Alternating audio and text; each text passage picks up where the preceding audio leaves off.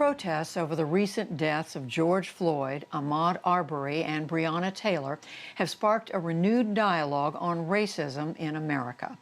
Advocates for reform want policy and governmental changes.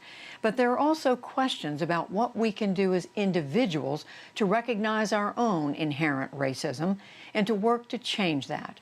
As part of our Race Matters series, Amna Nawaz spoke earlier with two scholars to explore racism in America and the concept of anti-racism.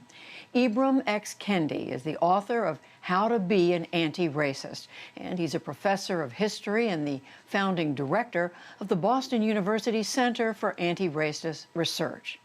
Robin DiAngelo is the author of the book White Fragility and is a consultant and educator on racial and social justice issues. So welcome to you both. Thank you so much for joining us. Let's jump right in because words matter when we have this discussion, and I want to talk about definitions. So Ibram, let's start with you. A lot of people will say, look, I'm not racist, but in your book you argue that's not enough. You have to be anti-racist. So what exactly does that mean? What's the difference?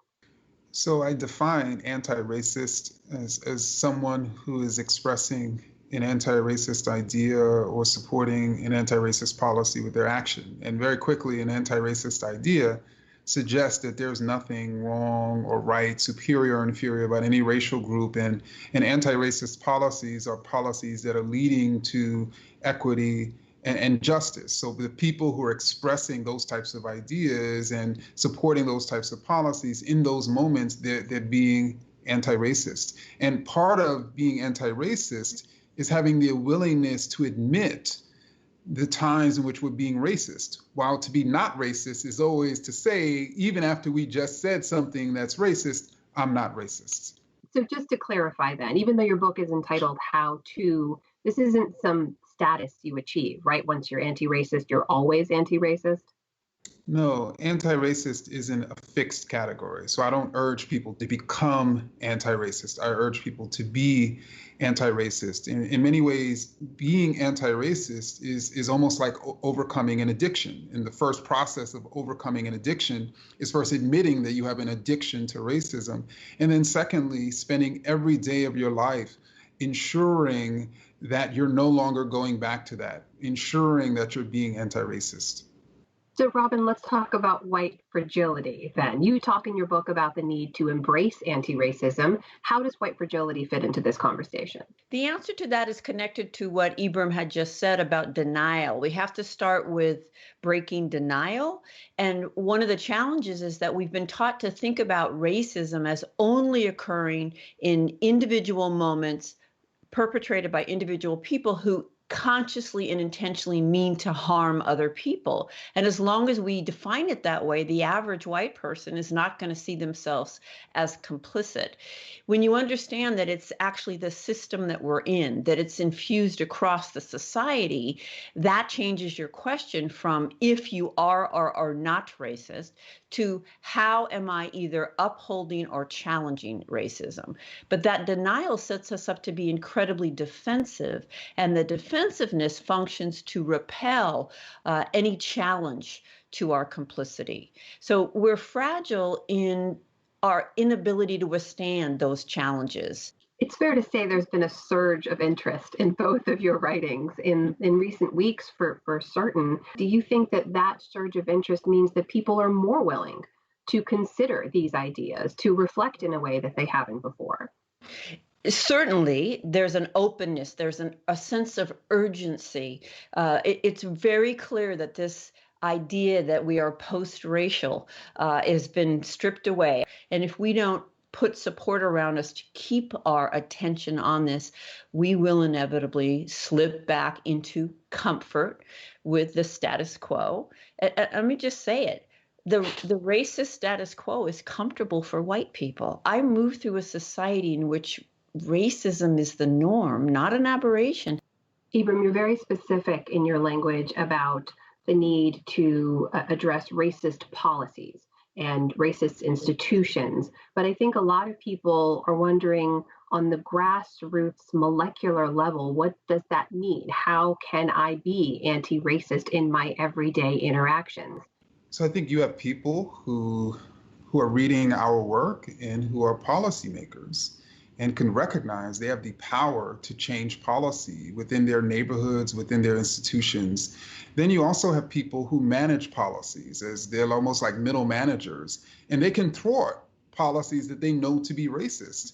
And then you have every single one of us who can join local organizations that are challenging racist policy. We can fund local organizations and centers that are uncovering and challenging racist policies. We can figure out ways to contribute to that local movement for anti-racist policies. Every single one of us has something to give, and I think we need to figure out what we're going to give to this larger movement. Robin, I wanted to ask you, I've talked to a lot of people who, white people in particular, who in this moment say, you know, I'm not racist, but I'll tell you one thing, I am not going to be made to feel guilty for being white. Well, the first thing I would ask someone, a white person who lives their life in segregation, which most white people do, is how do you know that you are not racist? One, that is never put to the test. That if you don't have any accountability, how can you be so confident about that? You know, again, it's not a comfortable examination, but I am clear that as a result of having been raised in this society, that I have internalized racist ideologies and biases, and that I do act on those in various ways. I don't feel guilty about that. I didn't choose that socialization. What I feel is responsible for the outcome. Ibram, it's worth pointing out that as you were writing this book, you yourself were diagnosed with a very serious, very late stage cancer. How did that inform how you did the work? And you also draw the parallel between cancer and racism in America. When we diagnose individuals as being racist, they typically hurt really badly, and they typically view us as attacking them, attacking who they are. By contrast, when I was diagnosed as having stage 4 colon cancer, you know, it was devastating to hear, but I didn't view that doctor as seeking to attack me, or I didn't view that doctor as seeking to hurt me. I actually viewed that doctor as seeking to help me. And so I think that's the first parallel for us to realize when you're being diagnosed as racist, the purpose is to help.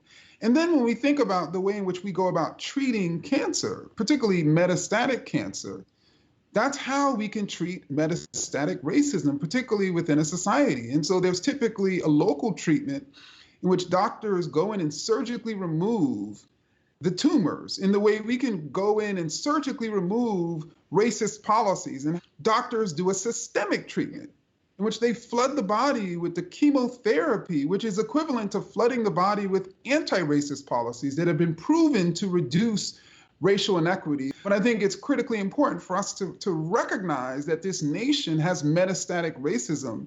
And in order for us as a country to be healed, there's going to be pain. And there's going to be a tremendous amount of pain. But we recognize, like when we go through the pain of healing from a serious illness, that there is joy, that there is equity on the other side.